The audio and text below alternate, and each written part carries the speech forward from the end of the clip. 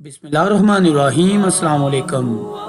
Channel को subscribe करें और बेल आइकन पर प्रेस कर दें। भाई यजीद बस्तामी, कहा जाता है कि इन्हें एक दीनी मदरसे में दाखिल करवाया गया था और यह भी कहा जाता है कि इस मदरसे में से एक रोज़ उनकी नज़र से कुरान पाक की दर्ज झैल मशहूर व मारूफ आयत गुजरी।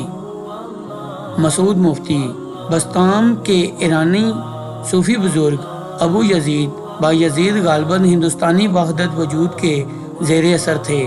उन्होंने फ़ना का नज़रिया मुतारफ़ करवाया और इसके बाद बका का नज़रिया भी मंजर आम पर आया। शमाली मगरबी ईरान में बस्ताम के रिहायशी अबू यजीद तैफूर इब्ने ईसा इब्ने शाह रोशन अल बस्तामी इब्राहिम इब्ने आदम के पोते थे। बायजीद अल बस्तामी की इब्तदाई ज़िंदगी के बारे में बहुत कम मालूम है, मासवाए इसके कि वो इंतहाई इब्तदा ही से अपने फ़राइज़ की तकमील में मसरूफ़ हो गए थे।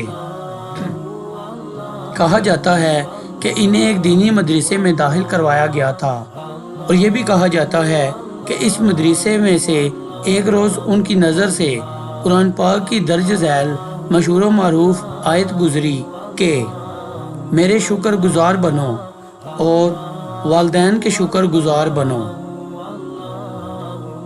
इस आयत करीमा का उनकी ज़िंदगी पर अहम असर हुआ। वो एकदम अपनी वालदा की खिदमत में हाजिर हुए और गुजारिश की कि ऐ मेरी वालदा, ये एक बहुत ही मुश्किल काम है। मैं एक वक्त में कैसे दोनों फ़राइज़ सर अंजाम दे सकता हूँ। अब आप या तो खुदा से ये दरख्वास्त करें कि वो मुझे आपको अता कर दे ताकि मैं आपकी खिदमत सर अंजाम दे सकूं, या फिर मुझे इजाज़त फराहम करें कि मैं अपने आप को खुदा की खिदमत के लिए वक्फ कर दूं ताकि मैं मुकम्मल तौर पर उसके साथ रह सकूं।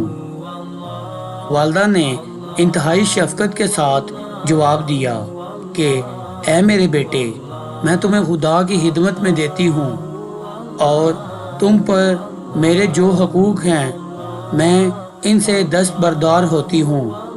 तुम खुदा के हाथ से आए हो और तुम्हारा ताल्लुक़ खुदा से है, लिहाजा जब इन्हें वालदा की जानिब से ये इजाज़त मुयस्सर आ चुकी कि वो अपने आप को खुदा की खिदमत के लिए वक्फ कर सकते हैं, शेख ने बस्ताम को खैर आबाद कहा और अपने आप को इबादत, तौबा, इस्तग़फ़ार, रियाज़त और नफ्स कशी में मसरूफ़ कर दिया और इस वक्त सूफियाना ज़िंदगी का आगाज़ किया, जबकि आपकी उम्र महज 10 बरस थी और 30 बरस तक वो जगह जगह मारे मारे फिरते रहे और इस दौरान उन्होंने कई एक सूफ़ी बुज़ुर्गों की खिदमत भी सर अंजाम दी और ज़हद व रियाज़त में भी मसरूफ़ रहे।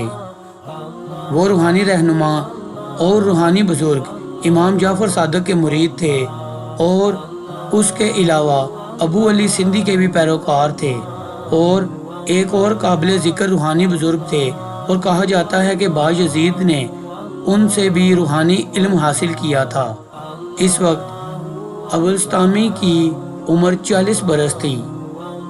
वो अपने आबाई घर वापस लौट आए थे और उसके बाद वो इबादत और रियाज़त में मसरूफ़ हो गए। इसके अलावा उन्होंने अपने मुरीदों को दर्स देने का सिलसिला भी जारी रखा था। उनके अपने दौर के सूफ़ी बुज़ुर्गों के साथ नज़दीकी रुहाबत अस्तवार थे।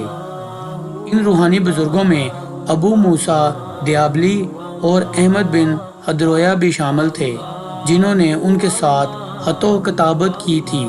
उन्होंने बस्तामी में 848 बाद मसीह में वफ़ात पाई थी और उनके मज़ार पर अब भी लातादाद लोग हाज़री देते हैं और फैज़ पाते हैं।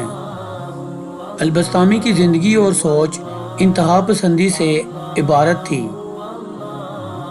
वो इस अमर का गहरा शऊर और अदराक रखते थे कि किसकी इजाज़त है और किसकी इजाज़त नहीं है। वो अपनी वालदा की बेहद खिदमत करते थे और खुदा और उसकी मखलूक के सामने आजिज़ी और इनकिसारी का इजहार करते थे।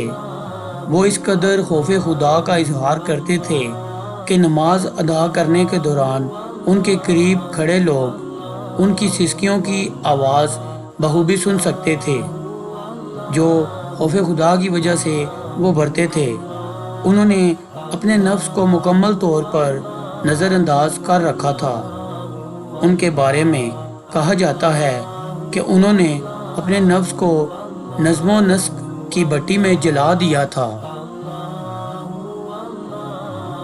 اور اس حد تک نفس کشی کی تھی کہ ان کا نفس دوبارہ سر اٹھانے کے قابل نہ رہا تھا۔ حالت وجد میں وہ غیر معمولی نوعیت کے حامل جملے ادا کرتے تھے۔ تعریف میرے لیے ہے، میرا خدا کس قدر عظیم ہے، مجھے ایک بار دیکھنا خدا کو 1000 بار دیکھنے سے بہتر ہے۔ چینل کو سبسکرائب کریں اور بیل آئیکن پر پریس کر دیں۔ جزاک اللہ۔